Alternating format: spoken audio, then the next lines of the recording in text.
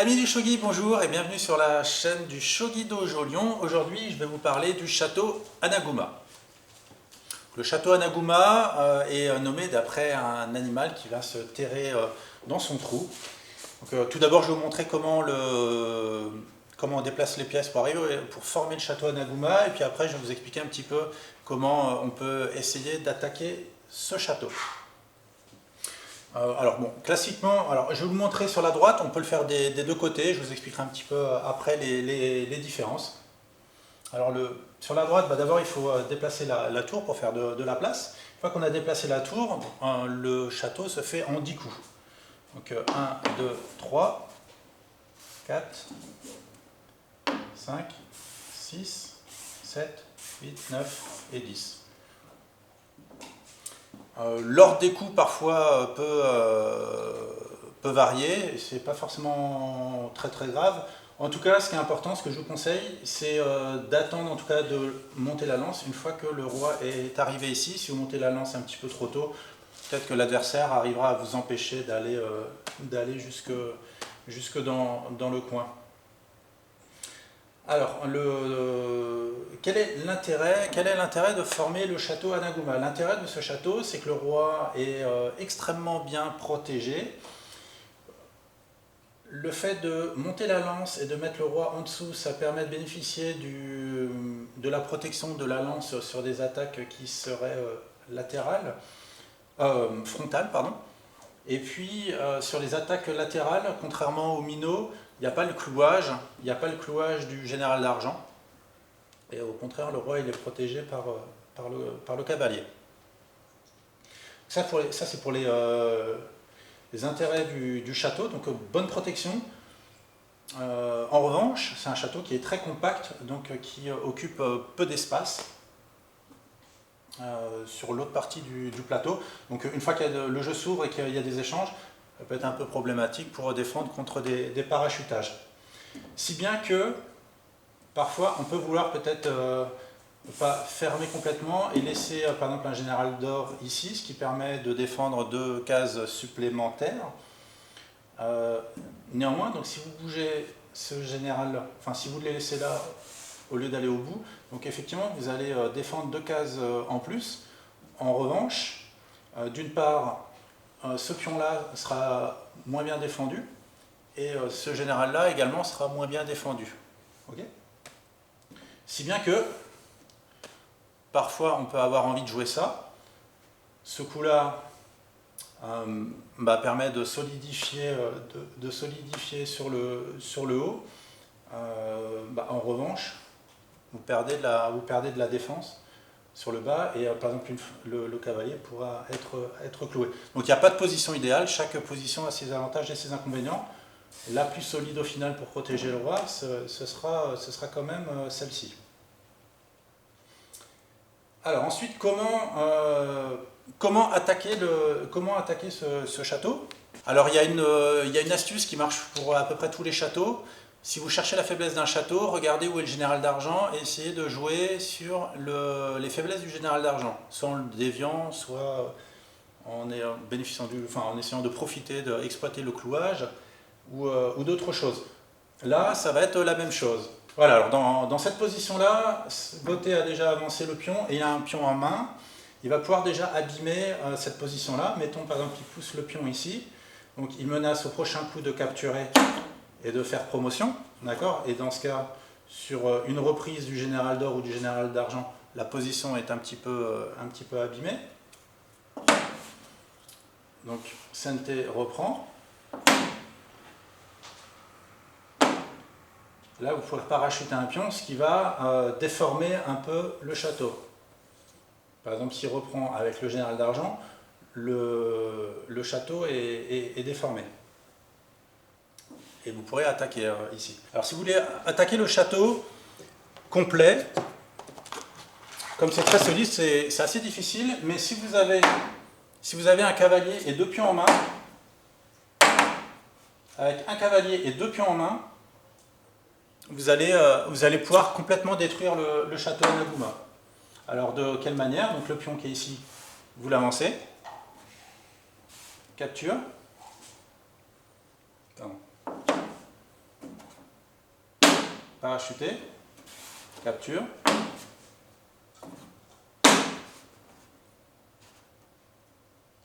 Voilà, vous parachutez le pion devant, et au prochain coup, ce qui est imparable, c'est de parachuter le cavalier. Le cavalier fait échec et va attaquer le général d'or. D'accord? Donc sur la formation complète du Hanaguma, avec 2 pions en main et un cavalier, vous pouvez détruire la structure. Alors comme le château est très solide, souvent pour attaquer le Hanaguma, on va d'abord se débarrasser d'un général. Donc par exemple, si vous arrivez à vous débarrasser de ce général-là, ensuite ce sera beaucoup plus facile à attaquer. Donc comment on peut se débarrasser du premier général? Alors par exemple,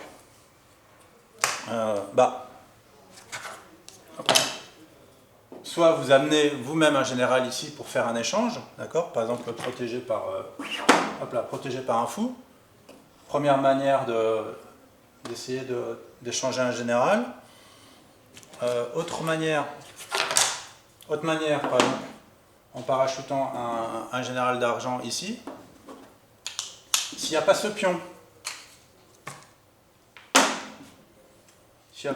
avec un cavalier ici, vous pouvez vous débarrasser de ce général. Donc c'est là que vous voyez que ce pion-là est très important dans la formation du château. Ok. Et autre manière, si vous arrivez à promouvoir un pion, vous débarrassez du général également. Donc souvent, la première étape, ça va consister à d'abord vous débarrasser d'un général.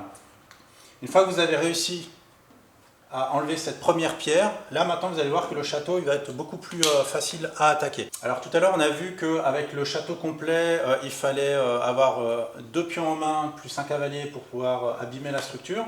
Lorsque vous avez réussi à enlever un général d'or, il y aura besoin plutôt que, avec un pion et un cavalier, vous allez déjà pouvoir bien abîmer la structure. Donc là, bon, pour l'exemple, j'ai rajouté la lance puisque c'est sa position initiale. Donc là, par exemple, vous pouvez pousser ici. Prends.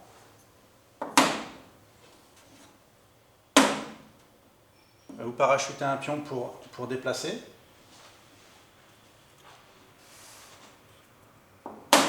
Capture. Et vous parachutez le cavalier. Donc là maintenant ce qui est intéressant c'est que la lance ne peut pas reculer. Et lorsque vous prendrez ici, si le général recapture, la tour peut capturer le général d'or ici. D'accord? Donc avec ce général d'or en moins, ce qui est très intéressant, avec ce général d'or en moins, ce général d'argent maintenant il est cloué. D'accord? Sinon il risque de perdre ce général d'or. Là de la même manière, si vous attaquez en frontal, ça va être extrêmement efficace. Avec un pion en main, vous poussez, vous menacez de capturer au prochain coup, donc il reprend.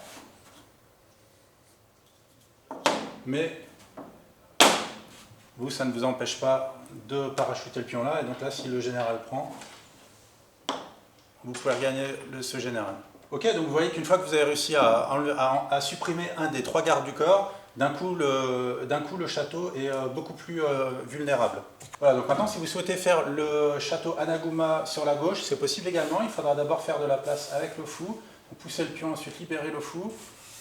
Le roi viendra ici. Donc là, l'ordre des coups est beaucoup plus important, surtout si l'adversaire il a déjà sa tour ici au début, donc s'il attaque par là, vous n'allez pas pouvoir forcément le château aussi facilement. Voilà. Monter la lance une fois que le roi est là. Le roi vient dans le trou, le général d'argent qui ferme la porte. Voilà. Et le deuxième général d'or qui vient ici. Donc là, la différence, en fait, avec le même château sur la droite, c'est qu'il est un petit peu plus faible, parce que vous avez dû faire de la place pour le fou. Donc il y a ce pion qui est passé, enfin qui est ouvert, et il y a cette diagonale qui est ouverte. Voilà, donc quand vous faites l'Hanaguma sur la gauche, attention, puisque le roi se retrouve sur la diagonale du fou de sa case de départ. Ça peut être embêtant. Parce qu'une fois que vous activerez votre fou, ce général d'argent-là, il sera cloué. D'accord? Si bien que, parfois, de ce côté-là, ce qu'on peut voir, on peut voir le château qui est quasiment identique, mais le roi ne passe pas sous la lance. Donc là, vous perdez le profit de la défense au-dessus du roi. Ok, donc c'est un petit peu moins intéressant. En revanche, ça permet que le roi ne soit pas sur la diagonale du fou. Donc, comme ça, le général d'argent, il ne sera pas cloué. Retenez que sur le château Anaguma, sur la gauche, le château est un petit peu plus faible parce qu'il y a des parachutages ici qui peuvent être embêtants. Et il peut y avoir le fou sur la diagonale qui cloue ce général-là. Et si jamais le cavalier est obligé de capturer une pièce, ici il y aura un clouage du général d'or. Pour terminer, ce que je peux vous inviter à faire, c'est d'aller voir la vidéo d'Andy Marks, qui a fait une vidéo également sur le château Anaguma. Voilà, il a expliqué des choses un petit peu différentes. Et puis la vidéo d'exercice de Hidechi, voilà, donc il y a 10 minutes avec plein d'exercices, comment détruire le château Anaguma. Voilà, j'espère que ça vous donnera envie soit d'essayer le château Anaguma, soit ça vous donnera des astuces pour le détruire si vos adversaires le jouent. Voilà, merci.